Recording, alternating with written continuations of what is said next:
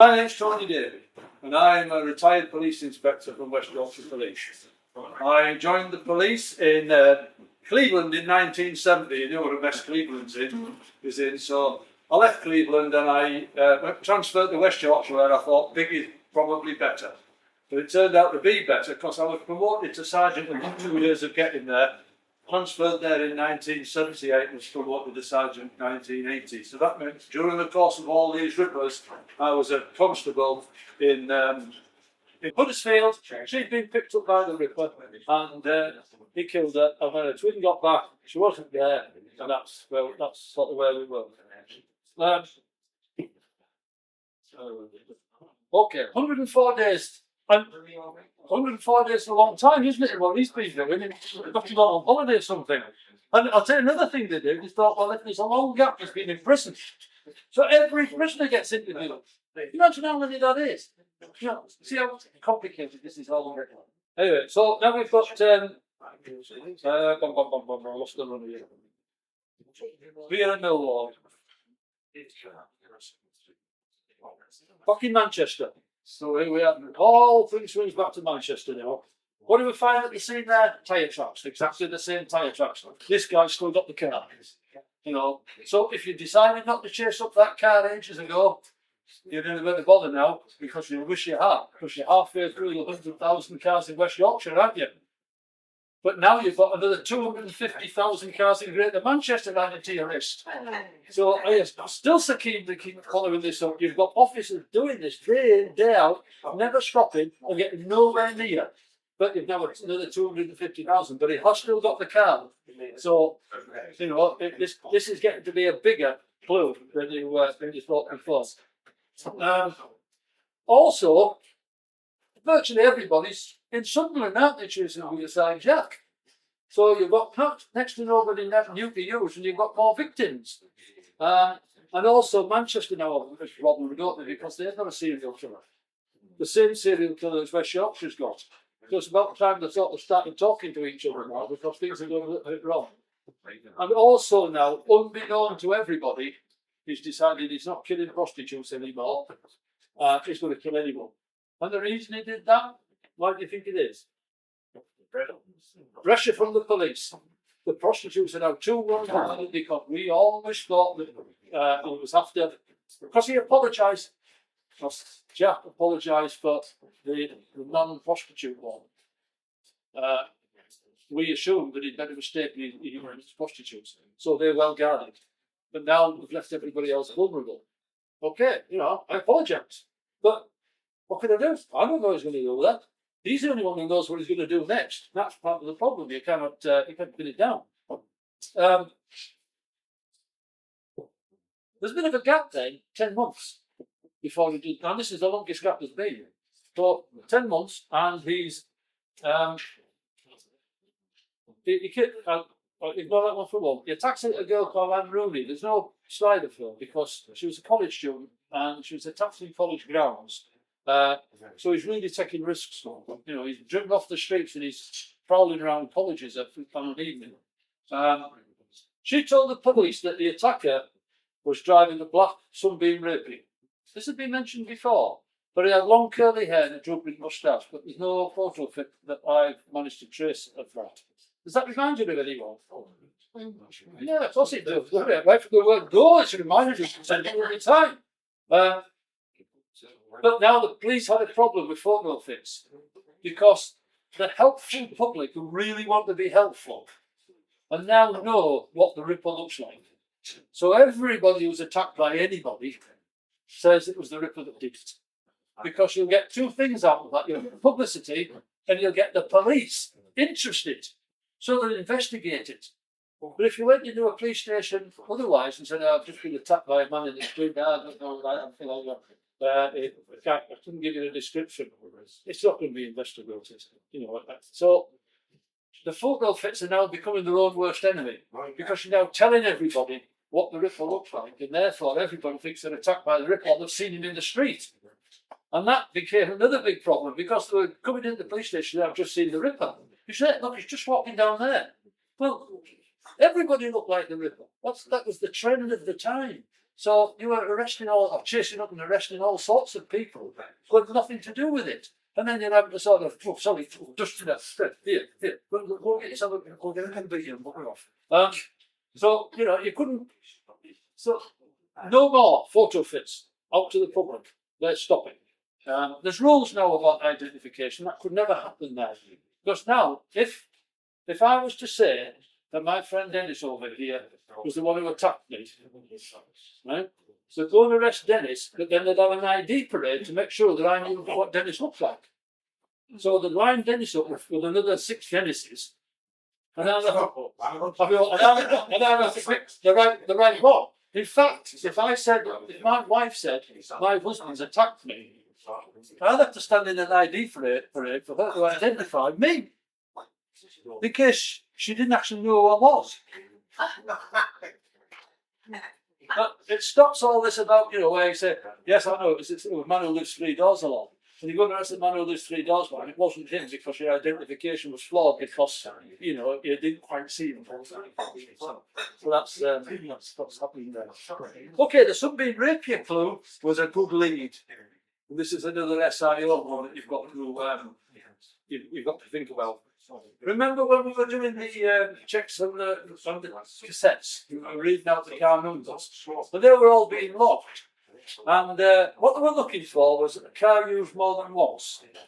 Because you couldn't get around the mall, but if there's to go red light areas and prowlers areas, you're there all the time. So, you know, if a car's seen as a one-off, not a problem. If it's seen more than once, it's a bit of a problem.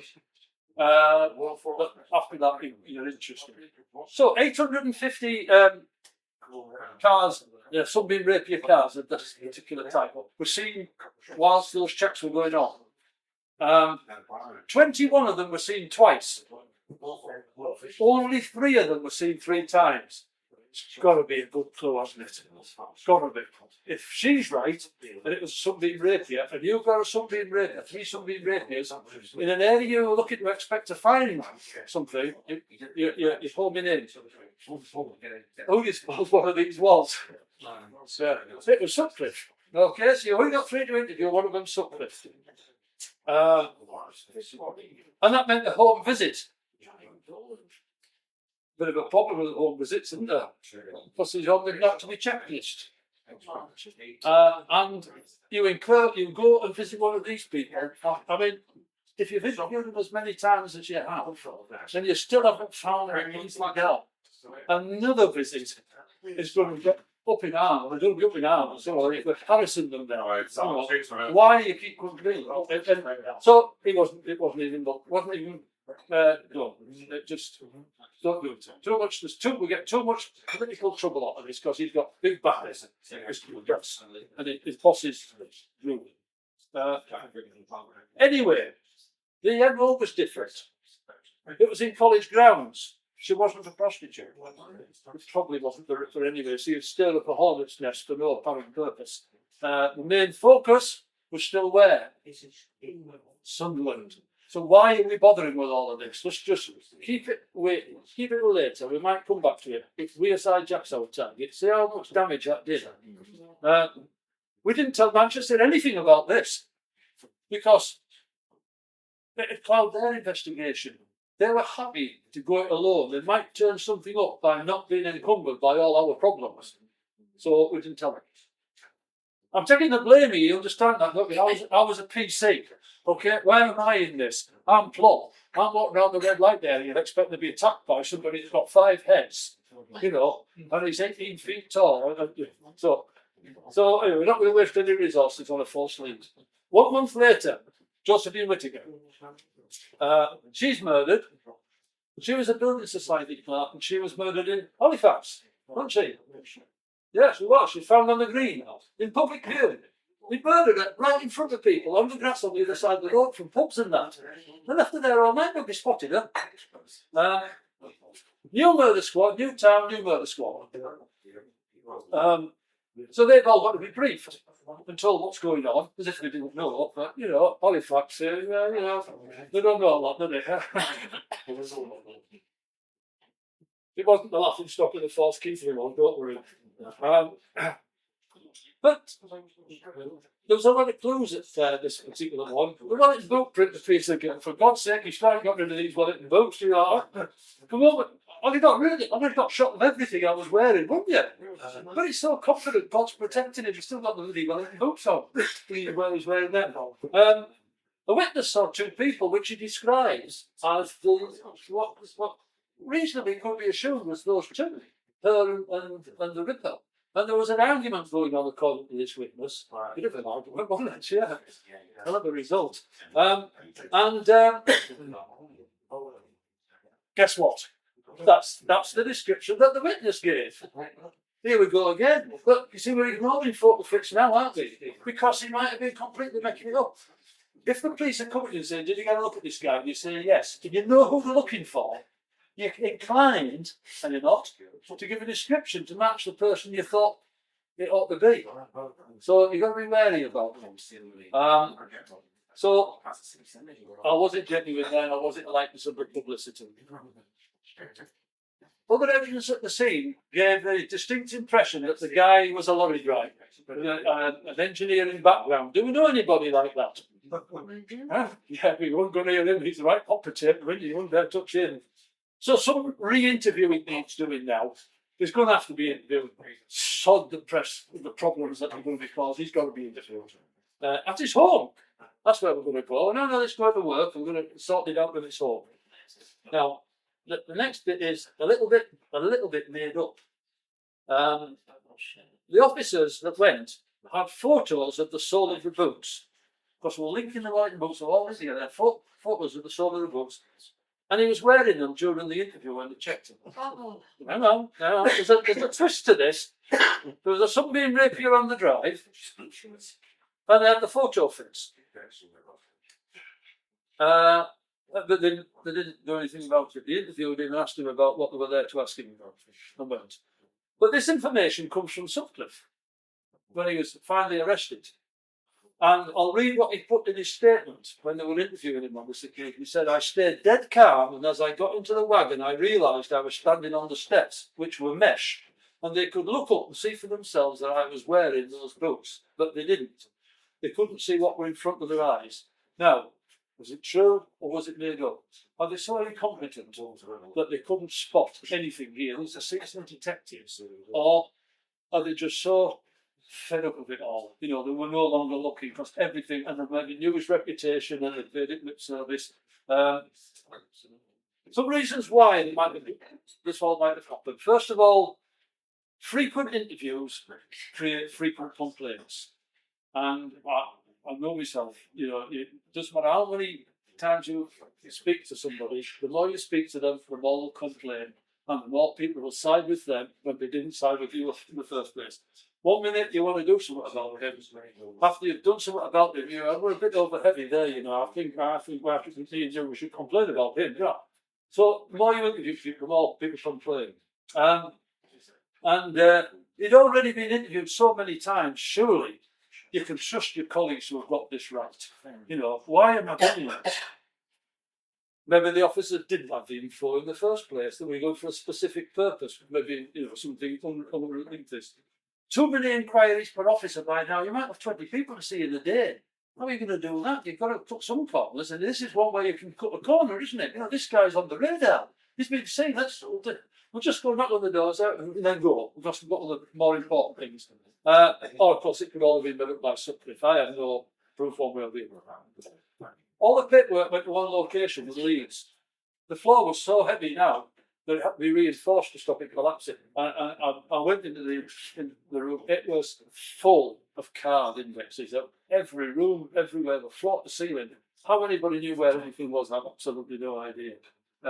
So reports could take days or weeks or even months before they were looked at. So somebody put something in saying this is the Ripper. Might be 3 months before anybody looked at this, by which time, you know, it was either caught him or it'd been discounted. So it was just unbelievable. Anyway, 150 days later, whilst the police have got on it by now, our friend isn't, because now he killed Barbara Leach. In Bradford again. So we're all back to Bradford. The whole machinery goes back there. She wasn't a prostitute. She wasn't in the red light area. She was a college student, 20 years old.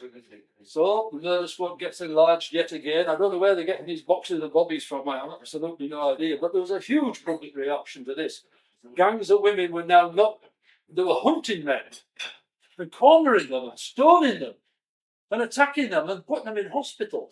You know, and they were organising themselves into great big protests, and they were marching down the street with banners, you know. Oh, plus the policemen had been, well, it didn't seem like a mistake at the time, but it was, because they advised women not to go out. When the women said, oh, look, we're not killing anybody, why don't you advise men not to go out? Well, okay then, you know, so that's how it was. And that's what we did, and that's what the reaction was. We're going to go out. We're going to go out with huge numbers and protest, and we're going to march through all these areas we can't go, and we're going to cause trouble, you know, because it's about time they got some trouble. Who they is, I'm not sure. So that's what happened, and that needed all policing because there was fights breaking out. Because the pimps started to find out that there was a force out there that they couldn't control. Normally, a couple of pimps would go and give somebody a good hiding. A group of pimps would go and beat up a group of people. But all of a sudden now the streets full of women with placards, you know, I think I'll just go for a pint. And then the rumour spread that the Ripper has got to be a police officer because they're not catching him. So you're not safe.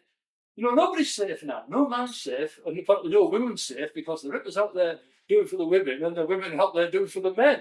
You know, and somewhere in between this, you've got to try and catch it. See how it's getting it. It just grew and grew and grew.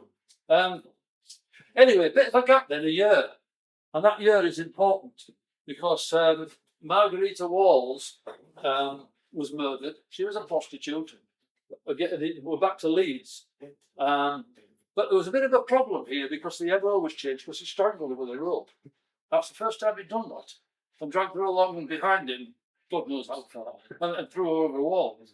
Now, the police thought this was a copycat because they weren't sure that all the details had ever leaked out because they wouldn't want it to. First of all, it's gruesome, it upsets people, but they want the murderer to be able to tell them what nobody knows.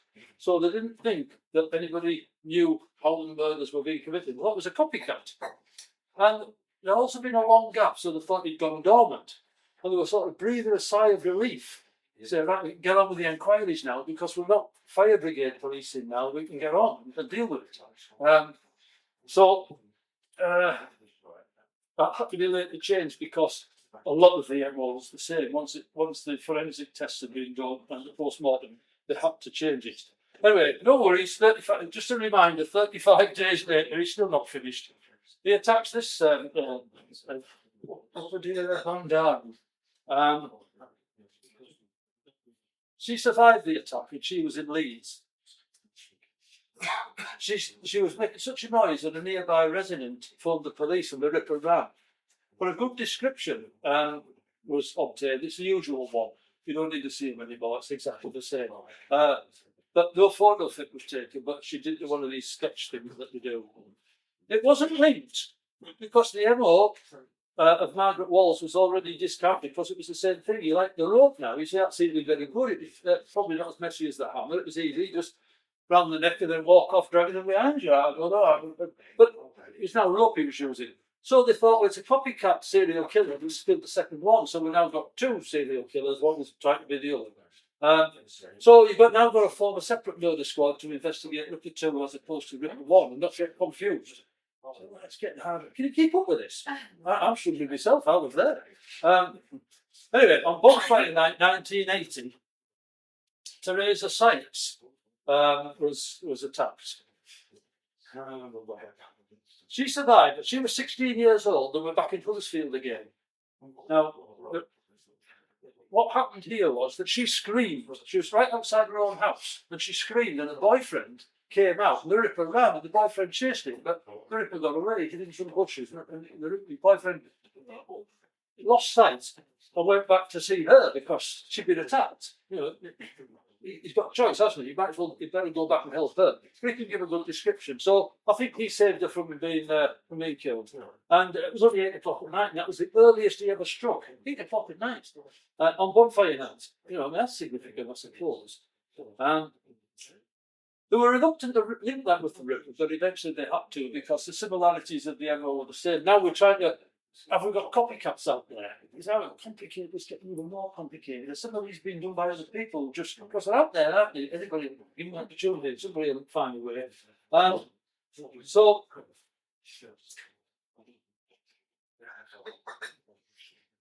this one was significant because it was the first time the alibi between Sutcliffe and his wife varied.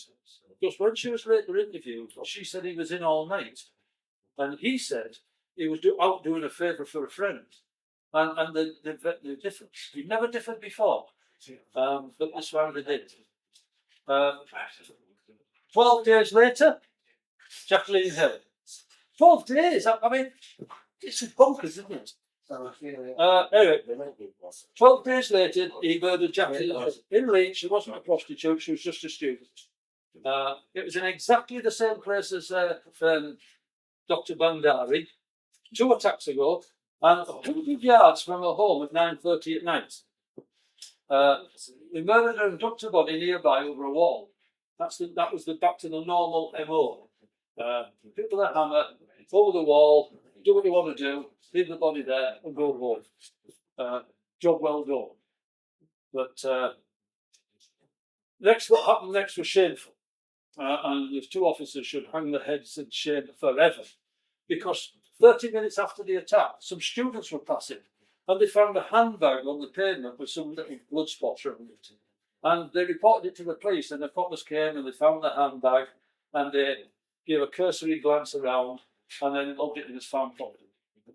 And if they'd have moved 20 yards away over the wall, they'd have found it. But they didn't. Now, what they said was, this was found property. The woman's handbag was found. What about the spots of blood? Didn't see them, but they were there. So that was shameful. Somebody there had an eye off the ball. Surely, but God, everybody knew, must have known that they were looking for a killer, and a woman's handbag was run around it. Surely must have given some trouble. It didn't. So somebody's really cocked up that, and that's very, very bad. It's going to be put right short, though. So was evidence lost? It certainly was. Was the Ripper still around? It might have been. We don't know. But by the time they trailed back to the police station, handed this damn thing in and logged it in, and somebody had picked it up, it's too late. She was found the next morning and dumped over the wall. But things are about to change dramatically now, because we now get to the point where the arrest is about to be made. And it's a very interesting how it happens.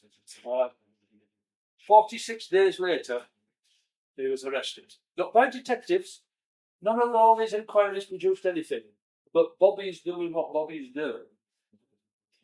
Being nosy. The copper's nose, it works. Because you get a feeling that something's not right. When you're looking at something, it didn't look right. I'll give you an example of how that works. We get a pocketbook. And you're obliged to put in your pocketbook certain things, like a reply somebody makes, or whatever you're told to put in during the course of your shift, when you were at certain points, or anybody you saw, who you spoke to, but you can also put in anything you wanted. Anything that you fancied writing down, you could write down. But I probably got through a pocketbook every month. But there was a guy on our shift, he got through a pocketbook a day. He wrote copiously, never stopped writing. Pocketbook after pocketbook. And one day there was a case that was a murder trial, and it depended on whether or not 2 people knew each other. And they couldn't prove that they did. And he thought, I'm sure they do. I'll go through my pocketbook. So he opened his pocketbook, and the pocketbook showed that the car registered to one of them was parked outside the other one's house for a certain period of time on a certain date. And that was the link that they were looking for. Just because he was so nosy, he was writing it down. And you have a tendency to poke your nose into other people's business just because you want to, because you think something's not quite right. So Bobby, diligently, you should be poking your nose into what people are doing. And that's what happened. If it don't smell right, it ain't right. That's the sort of thing we used to say. So Sutcliffe now was changing his tactics. He was about to go on a new spree. He was targeting South Yorkshire now, Sheffield Control. But he knew now that number plates were becoming important, that the police were ever getting closer. And so what he decided to do, he decided he'd go with his car, which was a Rover by now, He took his Rover to a scrapyard in Murphy, which is at Dewsbury in West Yorkshire, where he stole the number plates off a scorer and put them on his Rover. Now, bear in mind, if he drove past in a Rover, in a car, and he wrote the registration number down, but when he checked it out, it'd be ages afterwards, it'd come back as a Rover, but you wouldn't have got the number of the Rover was, so you couldn't have been caught. That, nowadays, that would all flag up straight away, that's on the wrong car. But then it didn't. Somebody had to spot it and note it. So then off he goes to Sheffield, now knowing he's safe from any of these checks, because they'll just take the wrong number down. By the time you get to the police station and find out it's all wrong, he'll be long gone. Anyway, so he sees these two, Olivia Reevers and Denise Hall, and they're operating the South Yorkshire system of self-protection, working in twos. Good idea. Keeps you secure. Maybe. Anyway, one of them gets in the car, Olivia Reevers, and suddenly drives off with her in the car. And but then along come these two, who were out on patrol in their car, and they're nosy. They know what's going on. They've had nothing in South Yorkshire, but that doesn't stop them. They're thinking all the time, what's going to happen? What can we do next? Is there something going on around here? I'm nosy, I want to go. So, they see a car up back alley, and they see the usual movement inside the car. But, so they go along, and they chat to the two people in it, one of which is Peter Sutcliffe, and one of them is Olivia Reevers.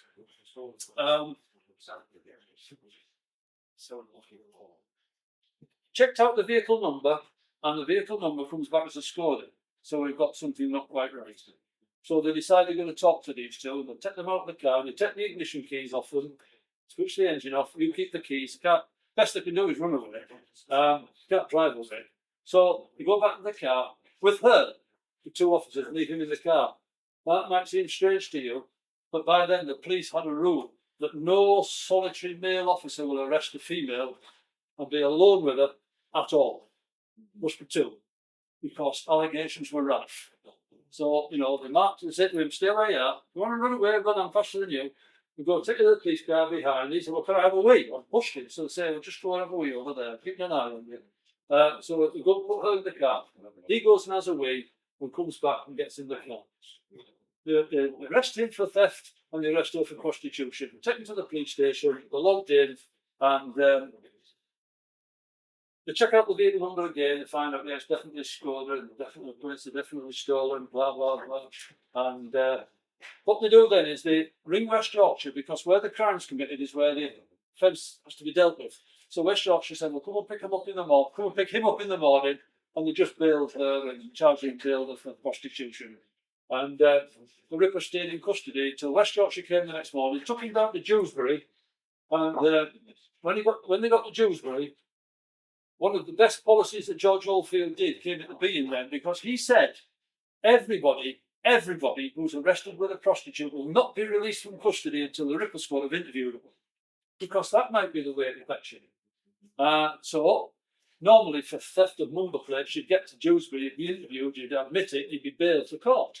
They was going to keep you in custody for stealing number plates.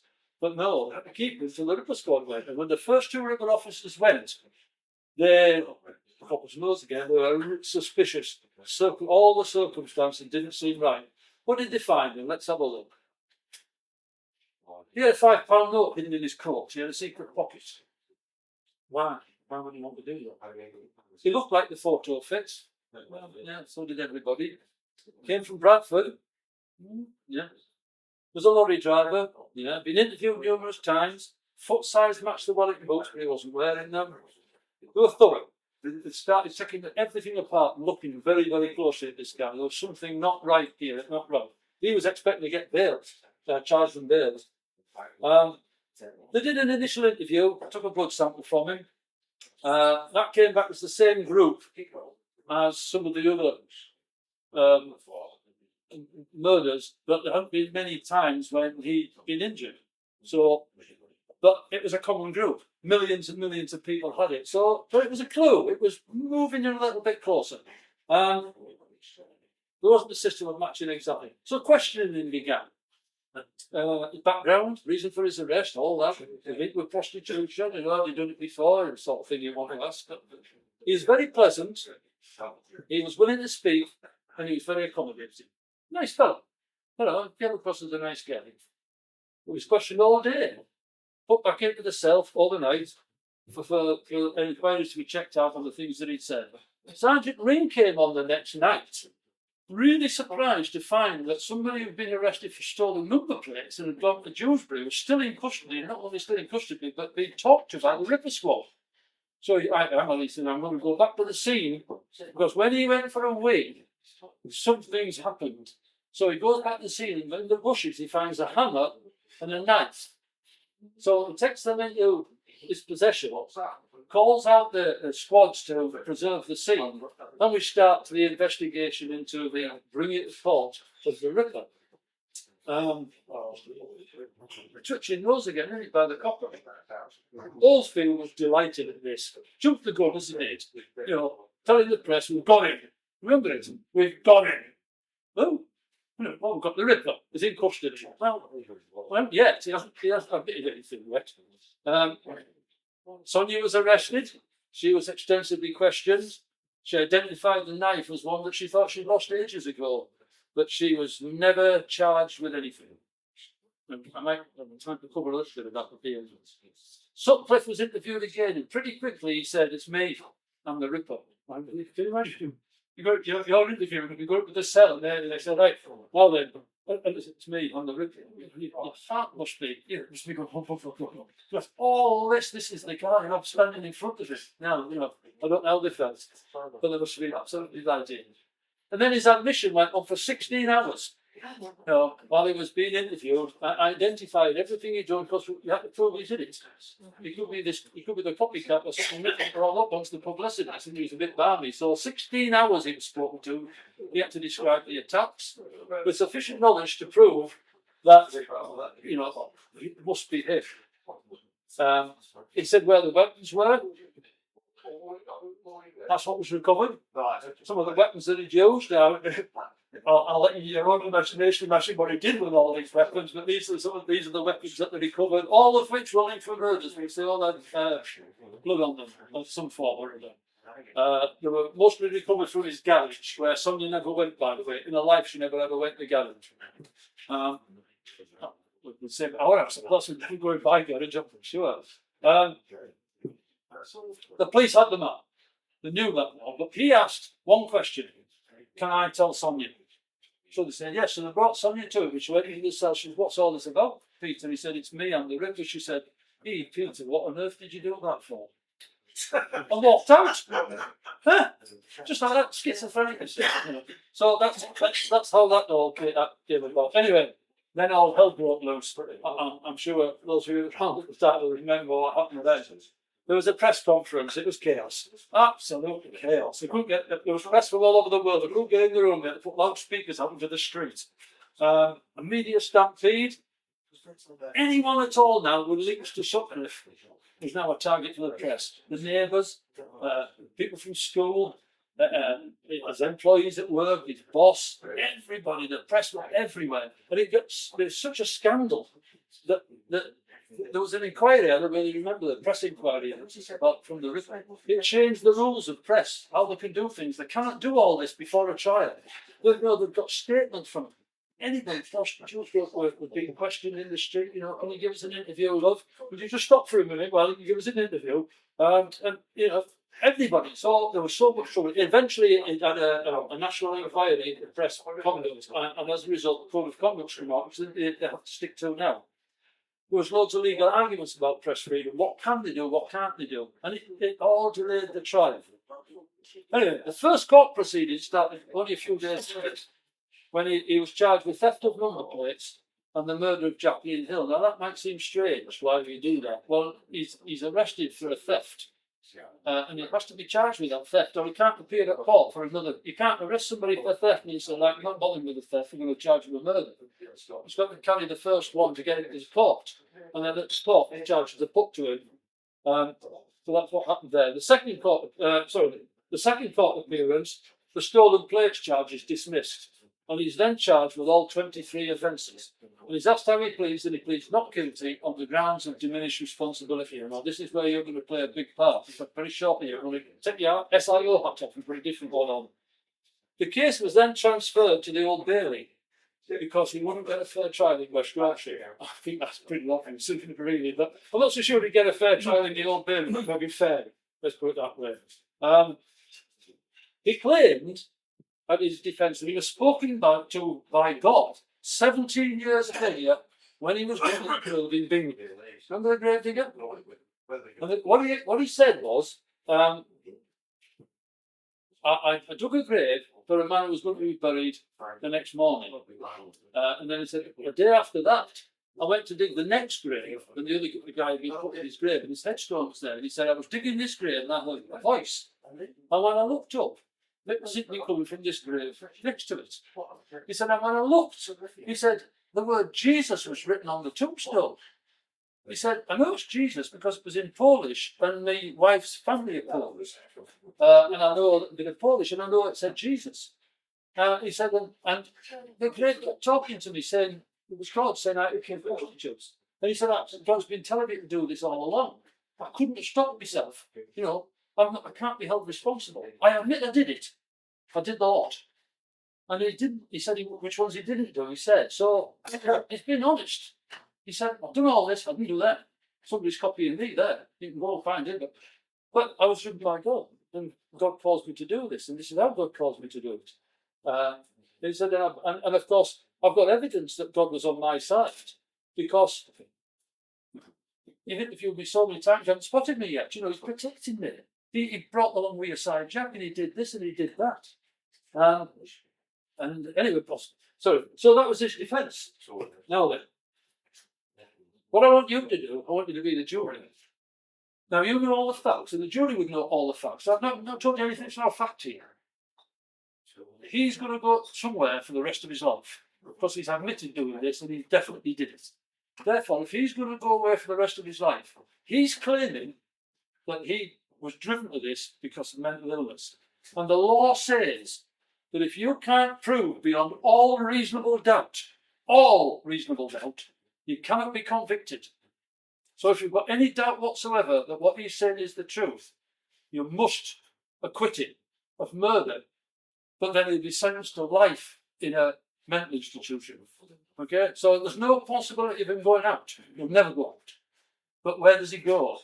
Is he right, or isn't he? Because if he's right and he's mentally disturbed, you cannot send him to prison because you're subjecting a man to inhuman treatment when he couldn't help himself.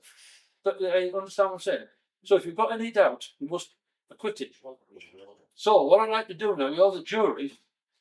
How many would acquit him? So what do you think the jury found up there, down there? 10-2, guilty of murder. Okay, so that they agree with you. He murdered these women. But I'll give you a piece of evidence that I should have given you that might change your mind. Look at that. What's it say at the bottom? Jago. Jesus. That's Jesus in Polish. Now, he says that 17 years ago he saw that, and that grave spoke to him because it was Jesus, and God was speaking to him. Now, has he kept that for 17 years, so when he was caught he could say that, or is he genuinely, there it is, it existed. They took the whole lot, the whole kit and caboodle in coaches all the way from the Old Bailey to see that in Bingley, to jury as well. I mean, has that changed your mind a little bit? No. You're a criminal bunch. So suffice to say that it was 10-2, the verdict. Now, he was convicted of 23 life sentences, all concurrently, because it's difficult to run a life sentence consecutively, isn't it? Even though the Americans think you can. Because in America, you could go to jail for 300 years with a possibility of parole after that. So that's what he got sentenced to. That was later changed to a full life term because a judge can only give a life sentence with a recommendation for how long to stay in prison. He cannot give a life sentence.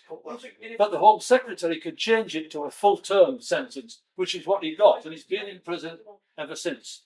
However, it has had periods when he's left and gone to Rampton and then gone back, and then to Broadmoor and gone back, because he's wavering between one and the other. And I don't think the medical people think that he wasn't mental. I think they think he was. They think that the jury was wrong. And they keep bringing him in, but they keep having to send him back because the Home Secretary will say, back, never mind taking him out of there. But I want to give you a few little bits and pieces of facts that you may or may not know. He was 35 years old when he was convicted of the 23 offences. He's now 74-year-old and has therefore spent longer in jail than outside it. He has diabetes. No. Oh, come on, right response. There's more hours to come up and tell. The biggest hours bit there. He was blinded in his left eye in 1997 when another prisoner attacked him with a fork. Oh, that's the right response. You're getting the message now. That's the right response. He's now completely blind, and you'll love this one, because he went for an operation on the NHS, and it went wrong. So he went blind in the other eye. Come on. Yeah, that's you getting the idea now. Okay. He's now in a wheelchair because of his diabetes, and he has a white stick. He's been attacked numerous times by other prisoners. Oh, that's good. And he spent many occasions backwards and forwards to Broadmoor, where you're trying his best to make sure that he gets kept there, but you really struggle to find him mental. The police have spoken to him about 17 other. Press, this is press. The police have spoken to him about 17 other attacks they believe he committed. He hasn't admitted any of them. There's no evidence that he has. Now, that's worrying.